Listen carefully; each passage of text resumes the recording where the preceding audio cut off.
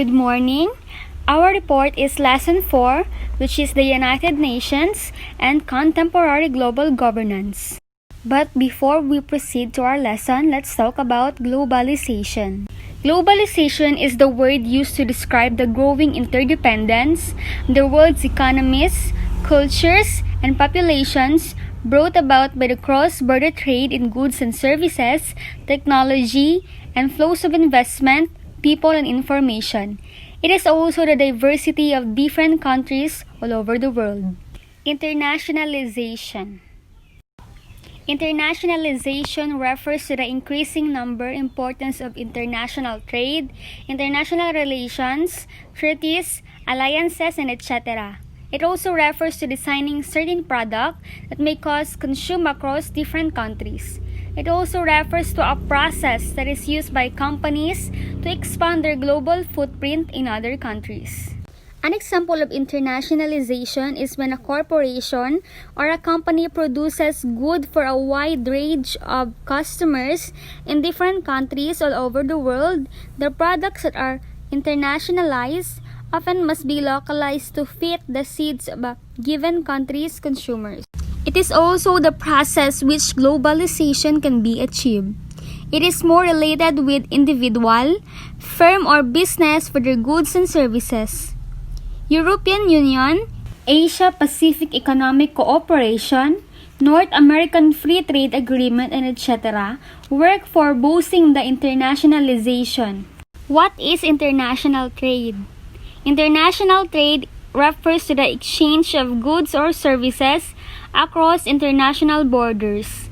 Different countries have the opportunity to expose their products to other countries and opportunity to be exposed to the different products that are not available in their countries. The given picture is an example of international trade. Suppose there are two countries, X and Y. X produces rice at a very cheaper cost as compared to Y.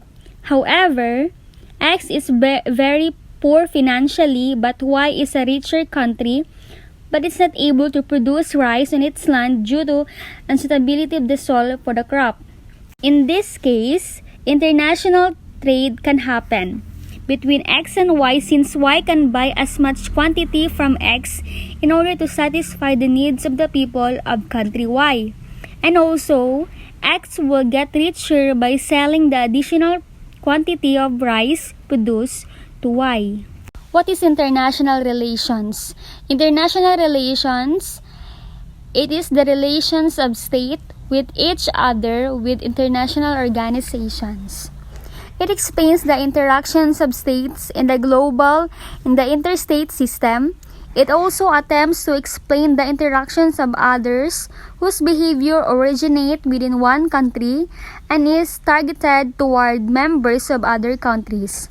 In short, international relation is an attempt to explain behavior that occurs across the boundaries of states and the broader relationships. One of the examples of the international relations is the international relations between Philippines and China. What is treaties? Treaties is the agreement between countries. What is alliances? Alliances is the association formed for the mutual benefits between countries. An example of alliances is the alliance of Uber and Spotify. Spotify and Uber have partnered to provide stereo control to Uber customers. Not every Spotify consumer uses Uber, nor does every Uber rider have a Spotify account. The strategic alliance allows each company to pursue prospects from the other's existing customer base, all while continuing to promote both products. In both cases, it gives the company a leg up over its competition. Spotify is offering something with their premium package that other streaming services do not yet have. And likewise, Uber can provide the riders with an opportunity to listen to their own playlist as opposed to other rideshare services that cannot match them yet. What is international? International is between or among nations. International law. International law. International law is a set of rules, norms, and standards generally accepted in relations between nations. It covers a broad range of domains including war, diplomacy, trade, and human rights. It also provides a mean for states to practice stable, consistent, and organized international relations. There are three types of international law. The public international law or law of nations, which talks about the relations between several nations or nations and the citizens or subjects of other nations. The second is private international law or the conflict of laws. Conflicts between private persons, natural or artificial, arising out of situations having relationship to more than one nation.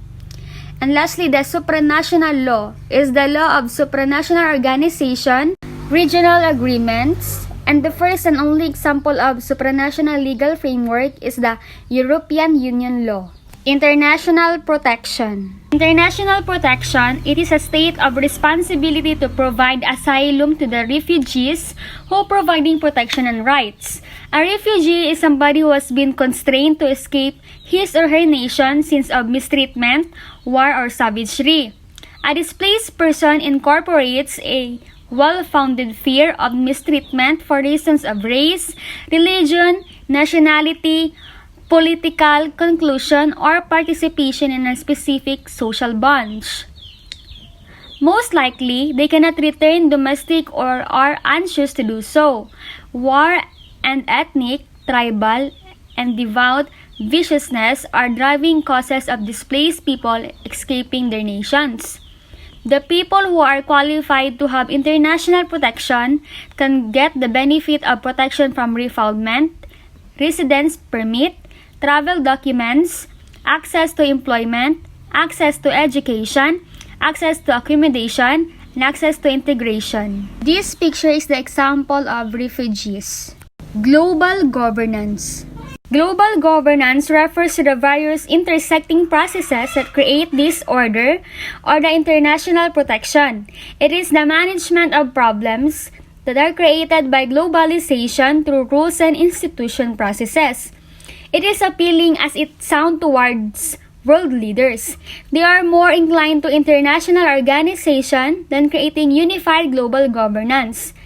It encompasses activity at the international, transnational, and regional levels, and refers to activities in the public and private sectors that transcend national boundaries. Example includes financial market regulation through the Bank for International Settlements and the guidelines of multinational enterprises set by the Organization for Economic Cooperation and Development, or OECD. International organization. International organization refers to the international, intergovernmental organizations or groups that are primarily made up of member states. Examples of these are United Nations and World Health Organization. These are the other examples of international organizations. International relations scholar Michael N. Barnett and Martha Finnemore listed the following power of international organizations. One is the power of classification. It is the ability to classify objects, invent, and shift their very definition and identity, like the creation of and defining of a new categories of actors or refugee by the UN High Commissioner for Refugees. The second is the power to fix things. States, organizations, and individuals view international organizations as legitimate sources of information. As such, the meanings they create have effects on various policies, like definition of security as not just safety from military violence, but safety from environmental, economic, and political harm. Michael N. Garnett is one of the scholars who listed the power of international organization. He is a contractivist scholar and professor of international relations at the Eliot International Affairs in Washington. His research has been in the areas of international organizations, international relations theory, and Middle Eastern politics. Martha Finnemore also listed the power of international organization. She is a prominent constructivist scholar of international relations and a university professor at the Elliott School of International Affairs at George Washington University. She is considered among the most influential international relations scholars.